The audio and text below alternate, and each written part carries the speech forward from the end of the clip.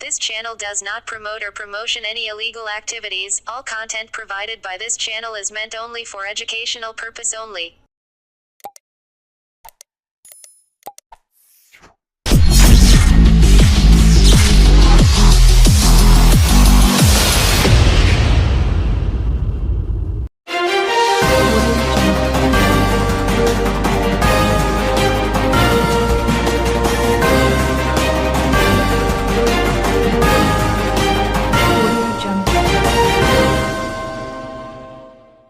বাড়ি ঘেঁষে বাড়ি করাকে কেন্দ্র করে বচসার জেরে দেওরের হাতে বৌদি খুন।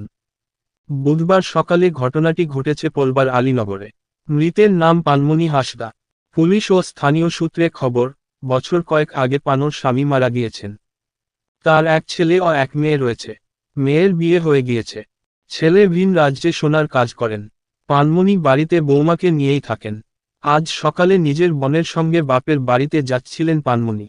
বাড়ির কাছেই রাস্তায় দাঁড়িয়ে ছিল পানোর দেওর অমিত হাঁসদা। পিছন দিক থেকে অমিত ধারালো কিছু দিয়ে বৌদির গলায় আঘাত করে। ঘটনাস্থলে লুটিয়ে পড়েন পানমণি। পানমণির বোনের চিৎকারে আশপাশের লোকেরা ছুটে এলে চম্পট দেয় অমিত।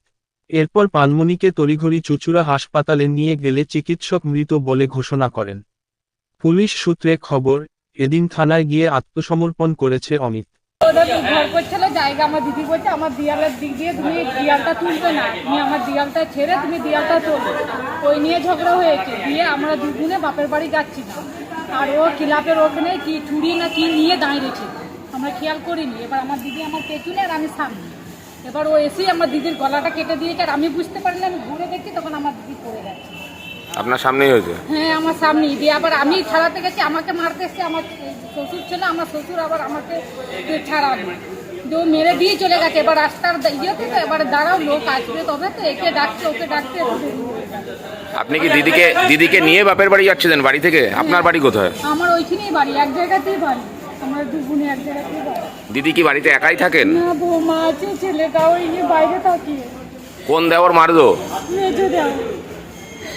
দিদির বর কি বড় ছিলেন? হ্যাঁ, বড় ছিল।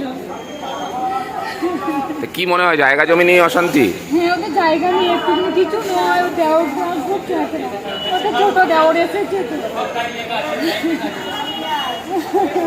তারপরে কি ওই দেওর ওখান থেকে পালিয়ে গেছে?